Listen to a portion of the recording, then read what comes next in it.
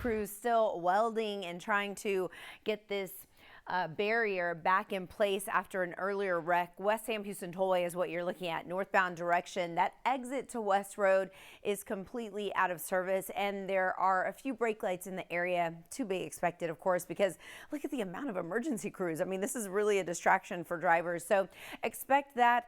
There's no backup major included in this area, nor am I going to send you on an alternate route. Still looking good throughout the Jersey Village area. North Houston looking good for the Tomball, Willowbrook area, pushing either closer to IAH or down to I-45 the north. The only other issue is a carpool lane issue on the Gulf Freeway. It's going to be at Monroe at your park and ride. So we've got some flashing lights looking from the Gulf Freeway Monroe camera. The HOV lane is not completely blocked, but we're monitoring the drive time inbound. Only 18 minutes right now in from Clear Lake, so stick to the main lanes up I-45, the Gulf Freeway, and you should be good to go. So hopefully they've heard you loud and clear to halt some of those projects. Giving you the latest AAA regular gas price update. The national average is what increased overnight, $4.53 here in Texas. The average stayed at $4 and a penny. So keep you posted on how things fluctuate from here leading into the summertime. Right now, what I'm tracking is West Beltway northbound exit to West Road that is completely shut down. There was a wreck earlier. I understand somebody hit the barrier and then fled the scene. Ever since, I've seen some welding going on, so we've had occasional brake lights in that area. We still don't have any major backup, so no alternate route needed just yet. I know you're paying for this stretch, so I do want to keep you moving, and I plan on doing so for you. On this Thursday, downtown Houston beginning to build with traffic. I'm seeing some traffic delays start to pick up on the North Loop westbound between the Hardy and 45. Don't be surprised at Irvington and Fulton when you see a little bit of the volume starting to increase here. This is a carpool lane issue on the Gulf Freeway near Hobby Airport. We're looking at this College Airport camera shot.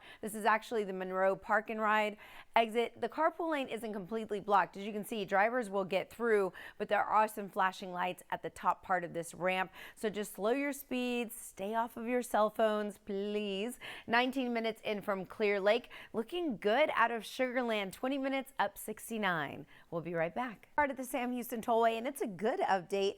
The northbound exit to West Road has reopened. You see a lot of police presence in the Gore Point or on the shoulder. They were making some repairs to a damaged barrier, and so I'm happy to report that before the thick of it, the ramp to West Road is now open, and there will be less and less rubbernecking because some of these officials should be driving off within the next 15 minutes. I will keep you posted, but no alternate route needed. Still looking pretty decent in the Jersey Village area. 290 straight inbound looks fantastic if you're leaving Fairbanks or coming in from Roslyn.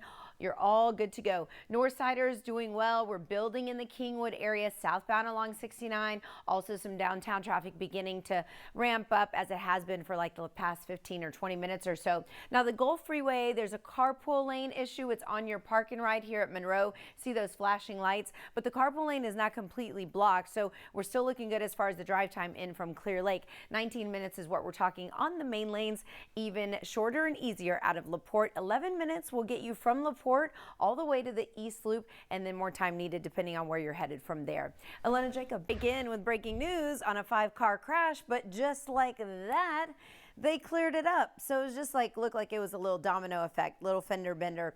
And they had emergency crews blocking lanes, but as you can see, nothing on the board. They drove away just a few seconds ago. Let me show you though, not only are you gonna see extra volume on the North Beltway at 45 the North, but this is the North Freeway inbound drivers at Greens Road trying to connect to the Beltway. See how it's already backed up? So don't be surprised when you see the extra traffic involved. So it's going to be slow going on the north and also stop and go on the North Beltway all past 45 in that westbound direction. So even though it just cleared, give it a second. Hopefully things will recover. Right now it's a time where everything's ramping up though. So we also have delays on the North Loop where you normally see it, and downtown traffic. It looks like 90's busy closer to the Med Center. I'll keep you posted. Okay, northwest side of the Beltway, Jersey Village, you do not need an alternate route. There's still some flashing lights northbound on the exit ramp to West Road, although the exit ramp is now open. We also have an HOV lane problem at the Gulf Freeway in Monroe. Traffic is able to get through in the carpool lane,